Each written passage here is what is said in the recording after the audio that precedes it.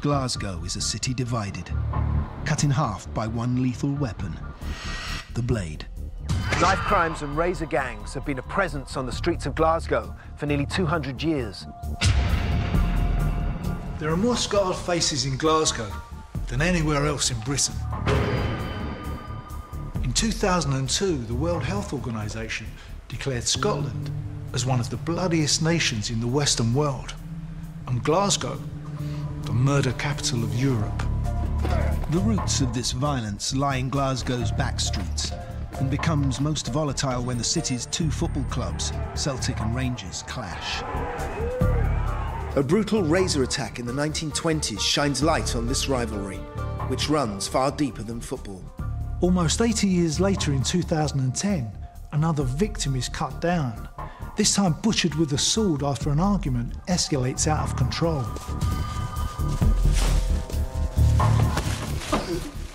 We're going to look at two savage attacks which typify the city's street violence, and we'll investigate the cause and effect of the split that still divides Glasgow to this day.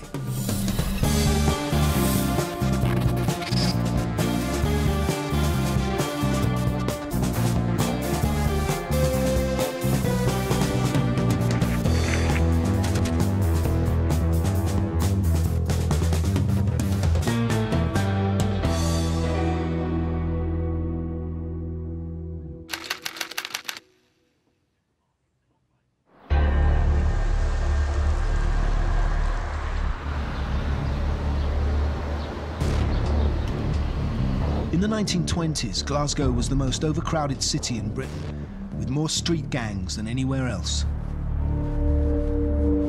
There were 6 times more gangs in Glasgow than even London. It was also one of Britain's poorest cities. Glasgow became the corpse of an industrial city, devoid of the spirit of industry. And in the poorest areas, the razor gangs prospered, and the city's hard man mentality became firmly entrenched. To find out what effect this mindset had upon the city, I'm going to meet historian Douglas Skelton. What's the history of the gang culture here? And when did it start? Ever since they started building what would become the slums, the gangs would have formed. There were gangs that would come out of the slum areas, go to the centre of Glasgow and attack the travellers there. They would create a distraction and steal their luggage and pick their pockets. They would fight with each other. The earliest known gang is the Penny Mob from the 19th century. And they were called that because they paid a penny into a levy to help pay for fines. Coming into the 20th century, you started to see more gangs being formed with various colourful names, like the Redskins. It's like pop bands, aren't they? Well, they are, yes, except they got their name because their faces were slashed and took on a red hue, and they were very proud of this. But now, the violence in Glasgow was about to get much worse. Into this deprived and competitive city came immigrants from Ireland. In the late 1800s, fleeing the second wave of the potato famine, they searched for work on Clydeside. They formed large Catholic neighbourhoods within the Protestant city. This new influx added unwelcome competition, creating resentment, hatred, and violence. It would go back to the Irish potato famine. Now, that was the beginning of the sectarian strife in Glasgow because it was a Protestant city, as Scotland was a Protestant country, if you like, up until then. And a lot of these Catholics were coming in, and they just were viewed as less than human. Very, very unfairly, because they were just coming over trying to survive. Right. They were seen as incomers who were going to steal their jobs, were going to steal their way of life. And it wasn't true, because in a lot of cases, they wouldn't get jobs because they were Catholic. So they started to cluster to themselves, as you would. They were looking for safety in numbers.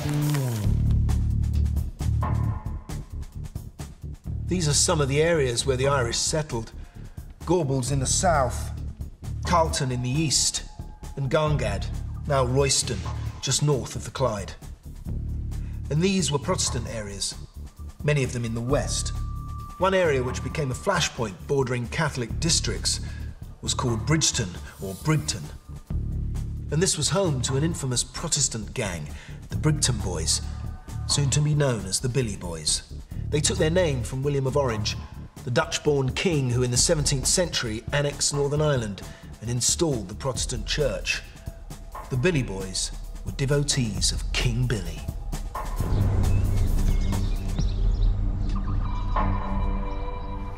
Legend has it that the gang was formed in 1924 by a man who came from this street. His name was William Fullerton. Apparently, when he was 18, he made the mistake of scoring a goal against the opposition, the Kent Star, a Catholic gang from Carlton. After the game, he was attacked by a Kent Star player wielding a hammer. He vowed to take revenge and formed a gang of 30 men. Billy Fullerton, who formed them, according to the story, was beaten up by a gang of Catholics when he was in his late teens, and he decided that he would form his own gangs to basically anything they could do, he could do bloodier. And here are the Brigton, or Billy Boys, dressed in their marching regalia. And right here in the centre, with the big bass drum, that's their leader, Billy Fullerton himself. I'm heading now to the centre of Billy Boy territory, known as the Toll, Brigton Cross, where the Billy Boys would all converge. This was their headquarters. They controlled this patch. Being Protestant, the Billy Boys saw themselves as patriotic defenders of the nation. Like mercenaries, they even loaned their services out to right-wing political movements. To learn more, I'm meeting up with historian Andrew Davis. Now, I understand that the Billy Boys were employed politically as well by some of the local politicians. That's right. There are reports of the Billy Boys disrupting left-wing meetings in Glasgow so that meetings of the Communist Party, for example, were vulnerable to being attacked. So unlike other gangs which very much stand outside of the law, the Billy Boys saw themselves as upholding the moral high ground. They did, and they very much saw themselves as defending not just their fellow Protestants in the East End, but defending the Constitution. The Protestant Billy Boys could be called upon for a show of muscle to repel any opposition. They were organised and dressed like an army. This was a gang that almost saw themselves in a sort of military way, didn't they? They were quite well-disciplined, drilled. You paid money to be in this gang. What sort of things, how did they present themselves in that way?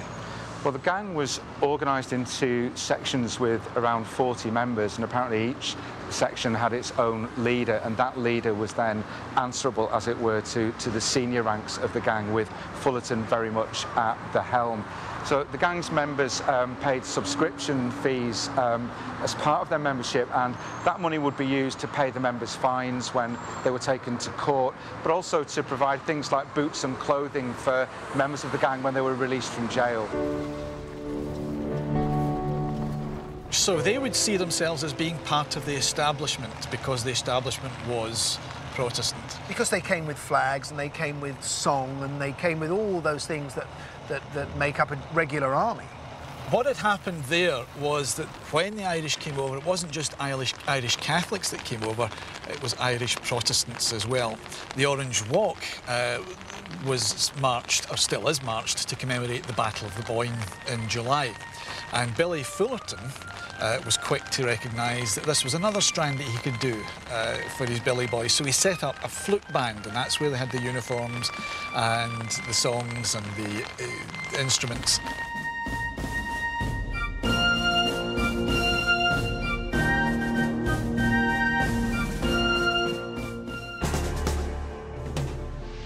My story from 2010 is about the Curran and the Malavin families.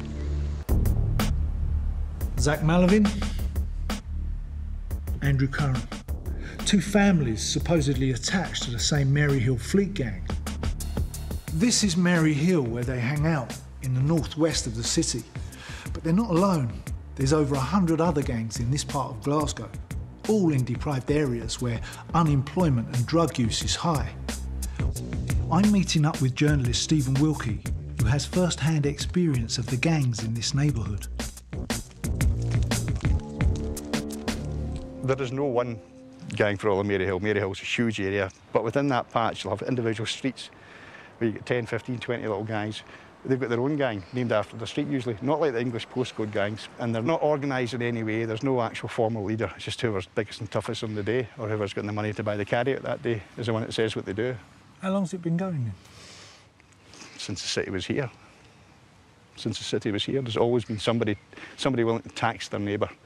Somebody willing to say, I run this street, or I run this building, or I run this high-rise. It's just people saying, this is my patch. Come into it at your peril.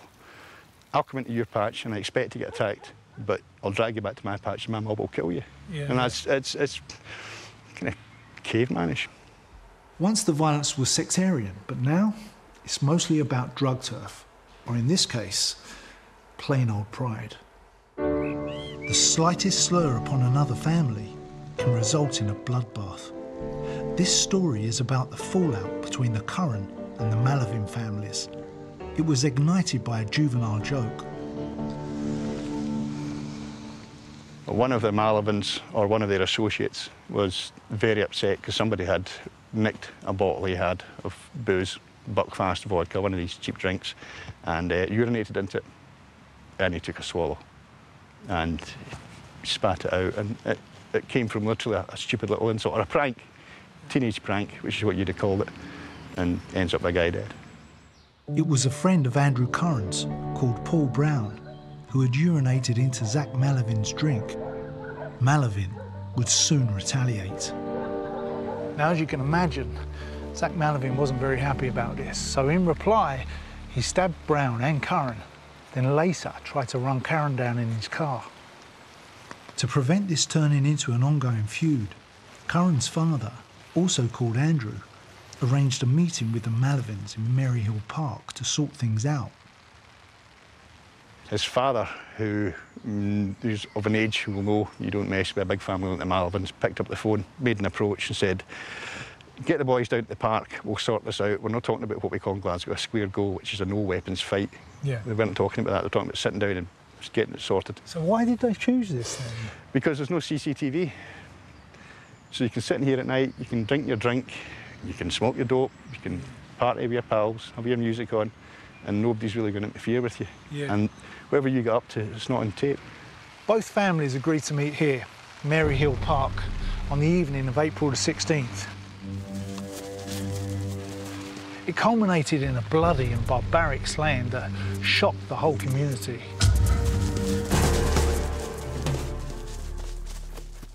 In the 1930s, the rivalry between the Protestant and Catholic was played out on the football pitch, with the west of the town supporting Rangers and the east supporting Celtic. In spite of the weather, we saw Celtic trying their skill against the Rangers. Celtic kicked off and run straight into the attack. The Billy Boys used their loyalty to Rangers as a way of attacking Catholics. Real trouble breaking out on the terraces here. They would infiltrate the Rangers fans to provoke battles with Celtic supporters. Referee has stopped the match, as he would have to do, of course. One of their many fights took place here, on a train. Nobody should die that way. I've never seen anything that horrific. One of the duties of a pathologist is to determine the cause of death. Watch on mobile devices or the big screen. All for free. No subscription required. Download Veely now. On the afternoon of the 3rd of March 1934, a group of about 500 Rangers supporters were gathered here at Bridgeton Station on their way to a match at Ibrox.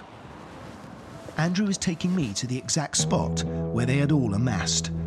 It's now a disused platform beneath the new station. Oh yeah, rather you than me. This was the site of one of the Billy Boys' attacks, which would ultimately seal their fate.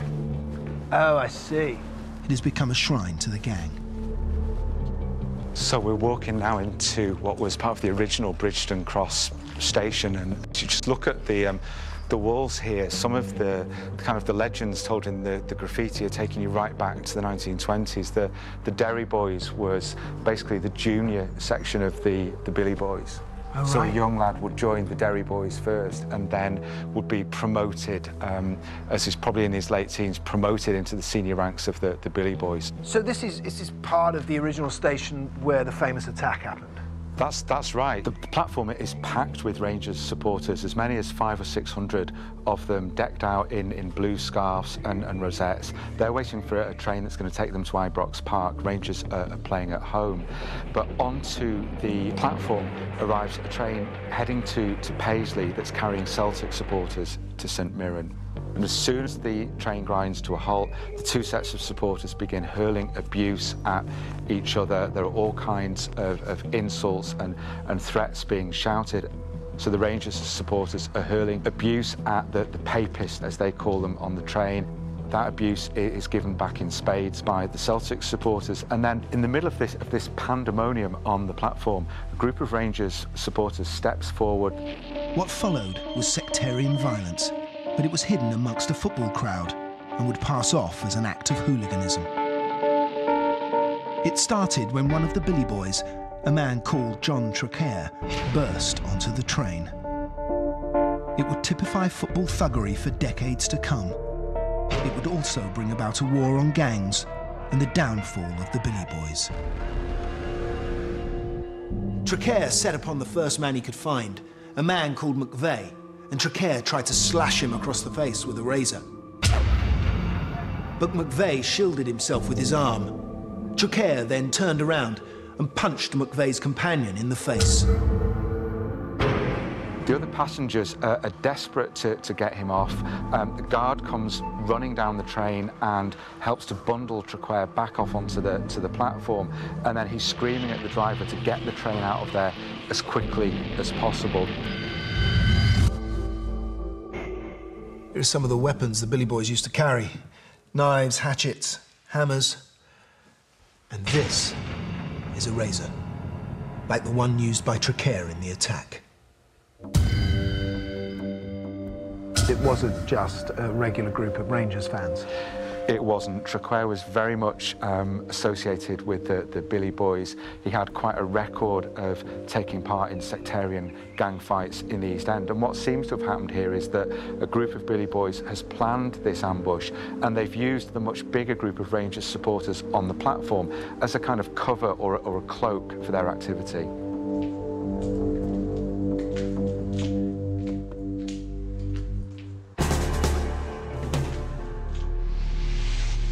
My story from 2010 is about the Maryhill Park. The Curran and the Malavin families arranged to meet and settle a dispute. Andrew Curran had initiated the meeting after an altercation involving a member of the Malavin family.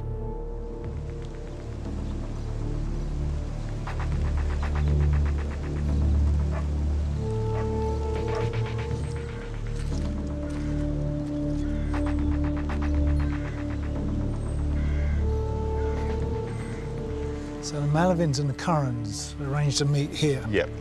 Just tell me what happened. Andrew Curran and his pals turned up, in theory expecting to sort of sort out a problem which was beginning to get out of hand. Might not all walk away friends, but we'll all walk away from it, they thought. But the Malavins were never intending to do that, because they turned up with the shotgun, the knives, the machetes, etc. And young Curran turns up with his pals.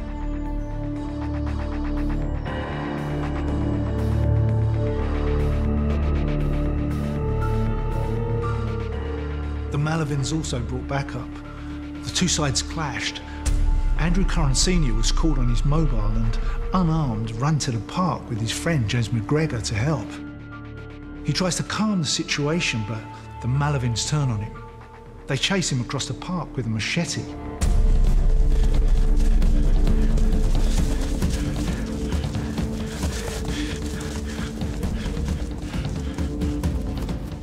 You're talking about a man in his 40s, perhaps not his fittest, getting chased across the park by presumably a mad, full of drugs or drink kid waving a 3-foot machete at you.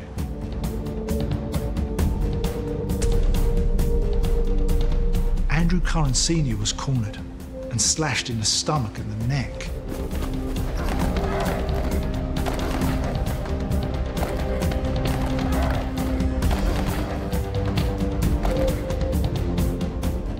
His son could only watch as his father clutched his throat as blood just poured from it. And he's been pretty brutally dispatched. He was attacked with a machete? Machete, yeah, which is jungle stuff. It's horror book stuff.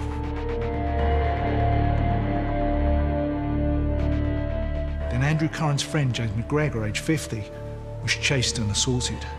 He was slashed with a sword and shot in the body with a crossbow.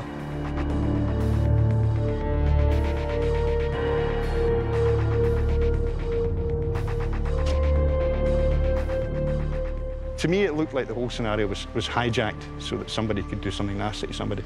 And the premise for it all was this: there's been a slight, there's been an insult, you've taken it too far, whatever, with this bottle of pee. So you think the two families had a problem before?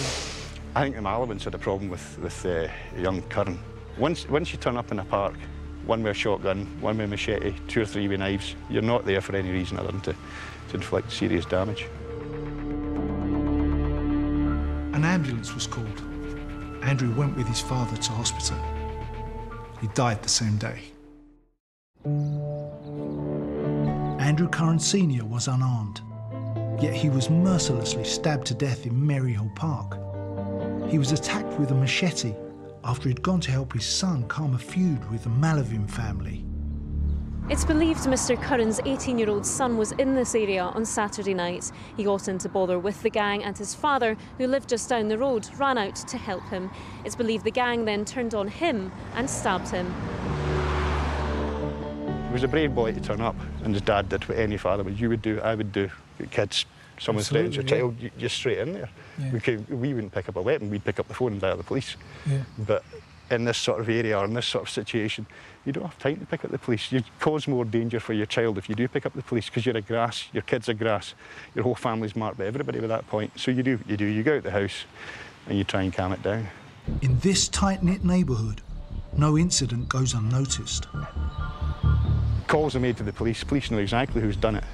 The whole area knew who'd done it. I was at home within 2 phone calls, knew who'd done it. But it's getting the process of getting them into court, getting people to give evidence, getting witnesses assured that they will be safe. When the witness has got to live in the heartland, next door to some of these people, or in the same close, as we call it, the same tenement as their relatives. They've got to go to the same shops, go to the same chemists, pick up methadone from the same chemists, etc. You know, that's the way it is up here. But despite the intimidation, the perpetrators were charged and taken to court.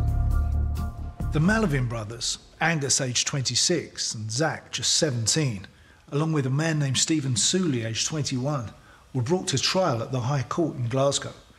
Brothers Zach and Angus were found guilty of the murder of 41-year-old Andrew Curran. Zach Malivin got 18 years, his brother, 17. Sooley was found guilty of culpable homicide and received 7 years. All 3 men were also convicted of assaulting Mr. Curran's friend, James McGregor, by slashing him with a sword and shooting him with a crossbow, causing permanent disfigurement. But when the court was over, the violence began. I mean, within hours of the trial finishing, there was intimidation, people were giving evidence. I mean, 4 hours after the guys were sent down, the brothers were sent down, there was a shotgun through a window. There was a guy got slashed in Maryhill Road, there's somebody else got threatened in their car. And that's before the family were even back from court. These people were genuinely innocent witnesses, in most cases, who got dragged into something they'd never experienced, and then suddenly found themselves getting forced to uphold sort of gangland scruples and morals, if you can call them that, where you don't speak, you don't deal, you don't get... You've seen a guy stabbed to death, or a neighbour you've known for 20 or 30 years gets murdered, and you know who's done it, and you're a decent person. You're going to speak up. But the idea that someone's going to come up 5 o'clock in the morning, some total coward, and put a double-barrel shotgun and fire 150 shells, 150 ball bearings through your window, your kids are sleeping, your grandkids are sleeping, of course. And you don't know when you walk out the door the next morning if they're waiting there.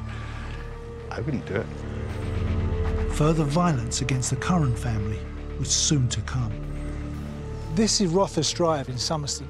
Just 1 month after the Malivin brothers were jailed, the victim's son, Andrew Curran, was attacked right here.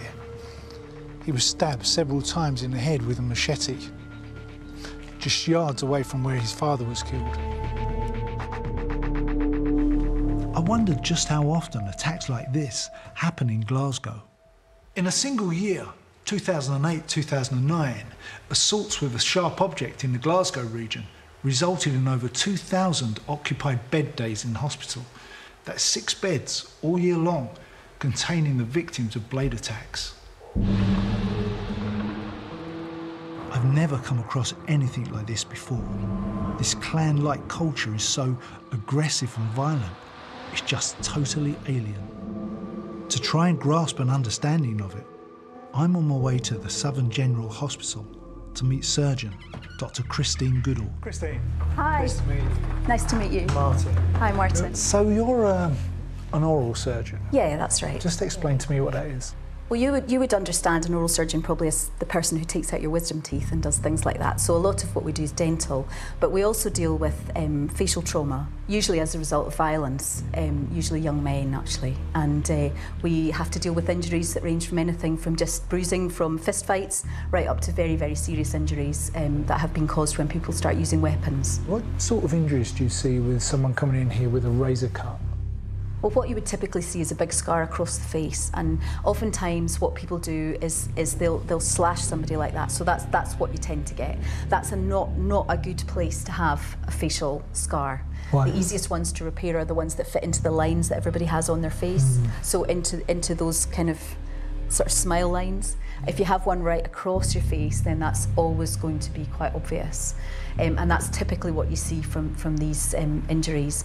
The worst sort of those are the ones where maybe 2 razor blades or 2 Stanley blades have been stuck together on the back of a toothbrush, leaving a small gap in between. And that gives you a very difficult scar to repair because you have to take out the piece of tissue in the middle. And then you have to pull it all together. You have to put it all together, and you're left with a deficit of tissue then. And why is that? Just explain to me. Why can't you sew both the lines? It won't have enough of a blood supply to survive. Right. So the bit in the middle, it would tend to die and fall away, and that would leave you with a bigger problem. So you're better to cut that bit out and stitch together what you've got. But it unfortunately leaves you quite a wide scar. And that's very difficult to hide later on. Do you ever see someone coming in here with the Glasgow smile? You occasionally do see it. More times than not, it would be one side and not both sides. The typical Glasgow smile is cut on both sides. Yeah. And that's very much a gang thing where somebody's been pinned down and that's been done to them. But oftentimes you would just maybe see one side and not the other, and it's a cut from the side of the mouth right up. And again, a very difficult wound to repair well.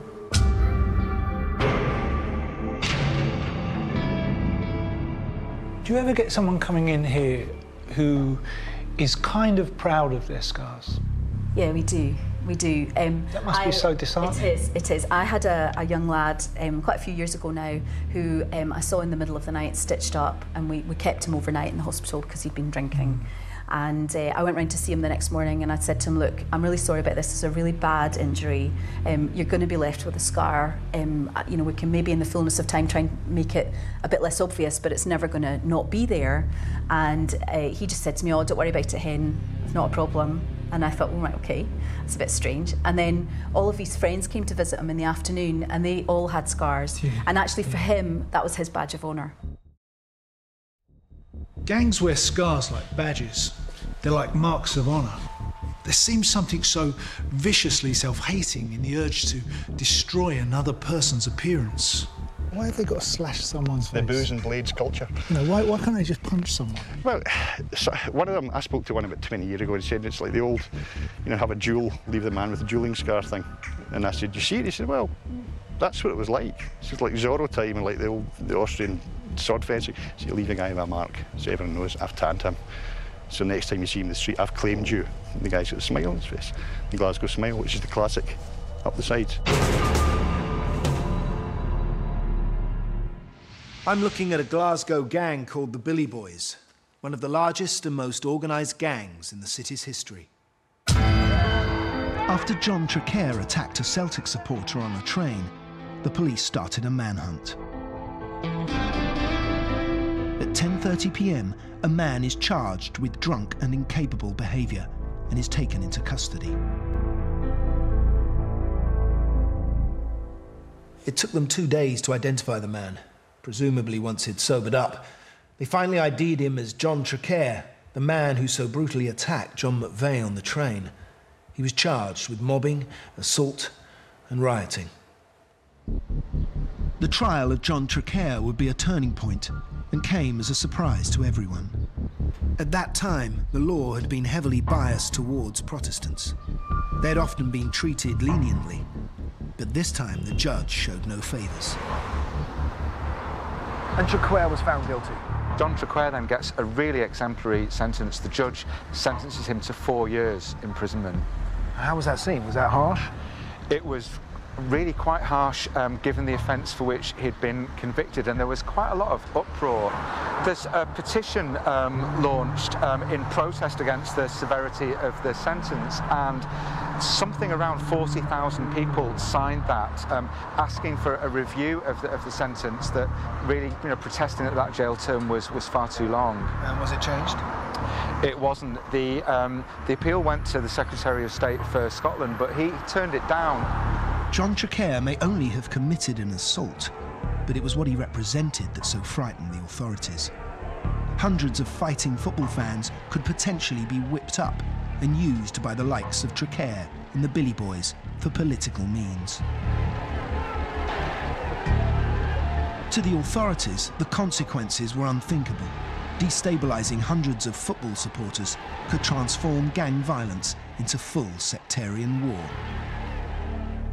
Viewed in isolation, this one incident, a random act of violence, may appear insignificant against the backdrop of Glasgow's history.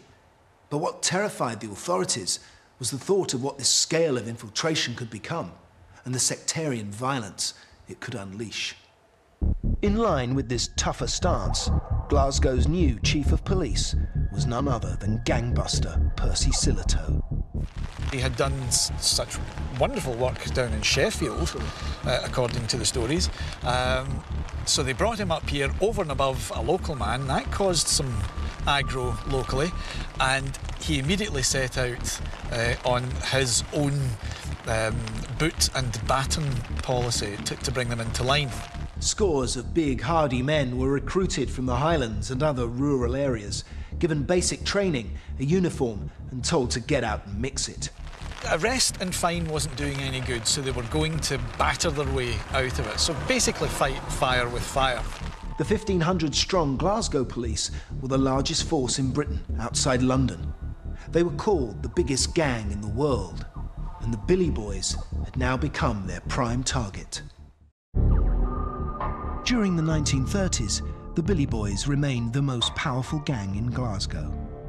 Marching behind their leader, Billy Fullerton, they set out to taunt the Catholic neighbourhoods. The Billy Boys came marching down this street, Norman Street, inflaming the Catholic locals with their music.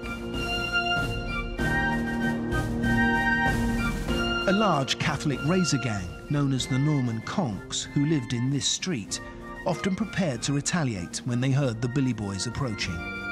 The Norman Conks knew they were coming, heard they were coming because they weren't creeping up on them, and would ambush them. So from the windows, from roofs, if they could get onto them, they would attack them, throw missiles, throw bottles, throw dirt, anything at all, human waste.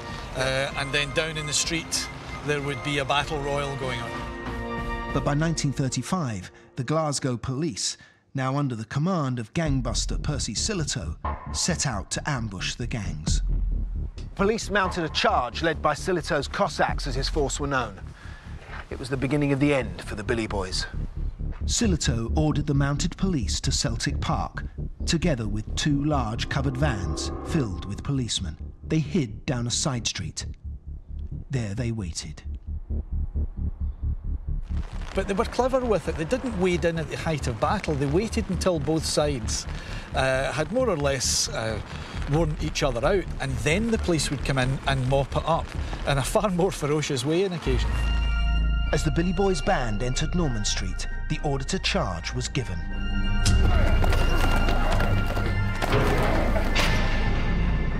This road here became littered with casualties. The police had broken up the parade, scoring an historic victory. According to Sillitoe, only one of the Billy Boys escaped without injury. It was Elijah Cooper, the big drum player, who hid in his drum until he could surrender peacefully. But that wasn't necessarily what broke the gangs in the end. It was his intelligence gathering techniques. It was other things that he did. It wasn't just the violence. It wasn't the untouchables. It wasn't the Silito's Cossacks, as the Mounties became to be called. Right. It was the whole package. He brought in all sorts of revolutionary new ideas to the Glasgow police force. Everything came together and helped bring the gangs down. Didn't destroy them, didn't wipe them out, but it certainly brought them down a peg or two. Billy Fullerton was sent to prison, and while he was inside, Silito was able to inflict the most damage by seizing the Billy Boys' bank account. There he found £600 stashed away to pay the gang's court and legal expenses. It would spell the end of the Billy Boys, but Fullerton's extreme prejudices would soon find new outlets. When he came out, Billy Fullerton created a 200-strong band of Mosley's black shirts until the fascist leader was interned. Later, Fullerton formed Glasgow's own branch of the Ku Klux Klan. As well as despising people of colour, the KKK was also anti-Semitic and anti-Catholic. Billy Fullerton died in poverty in 1962, aged 57, in a single-room tenement home in Brook Street, just to the north of Brigton Cross.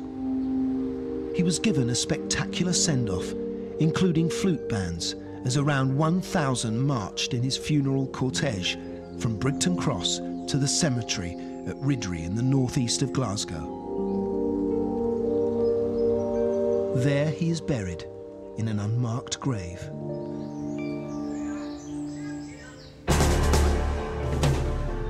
So where do we go from here? Where's the Percy Silito of the 21st century? Well, let me tell you, it's right here. Strathclyde's Violence Reduction Unit.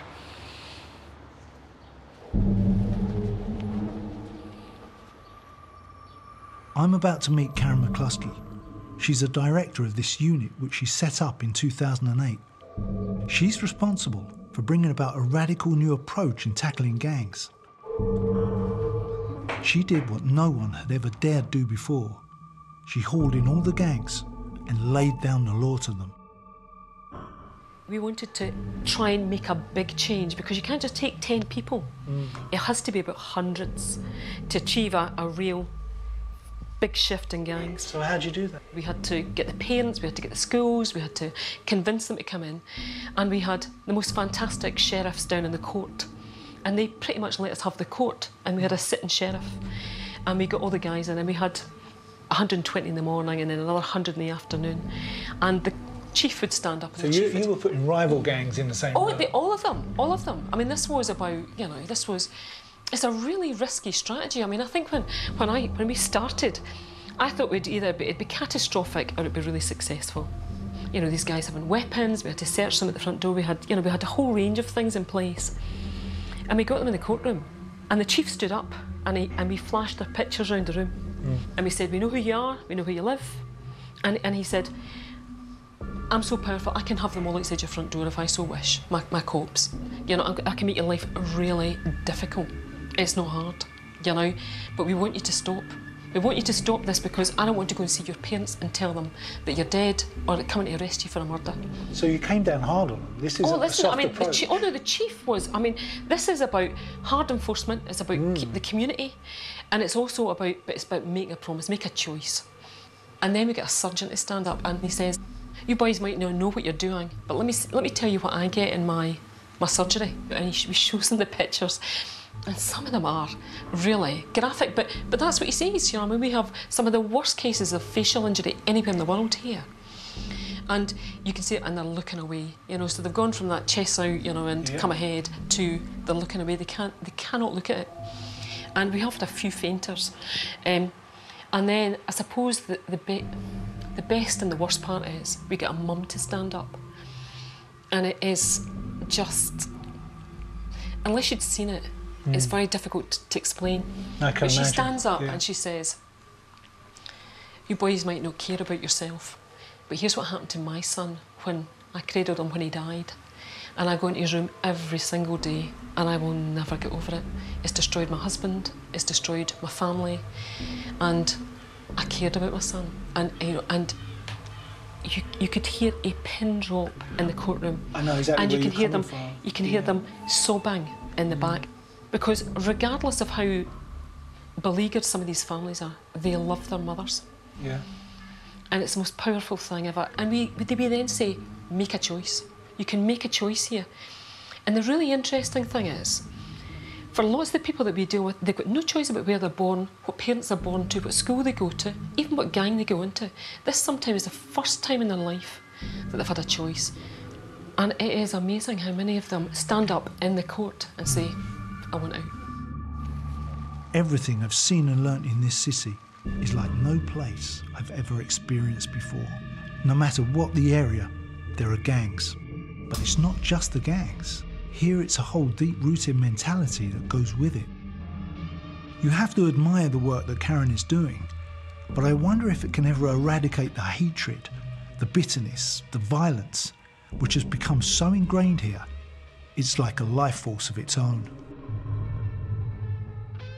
So what's the future hold for Glasgow's gangs? Well, I think we're turning the corner. I mean, what we realise now is young people live in the OK and hello culture. They want to look good. Yeah. They want to, they're conscious about their appearance. If you get a scar on your face, you'll not get the job you want, you'll not get, you're not get the girlfriend you want, it will affect you for the rest of your life. And I think sometimes when the medics going in, I think the kids are starting to see it, They talk about alcohol, they talk about the sugar concentration in alcohol and say to the girls, look, you put on loads of weight, it's no good in lycra, and, but these are the things that motivate people to change their behaviour, and that's what we want. We want them to step away from, from doing the violence, and to be brave enough and to have enough resilience to say, I don't want to be part of the gang. So what are the results? Well, we've had a 50% reduction in our, our offending, our our violence. So, I think it's probably exciting times, but it's resilience you need. This is a long term. It's been here for 100 years. Yeah. 120 years. So you need to be pretty exceptional to try and drive it out.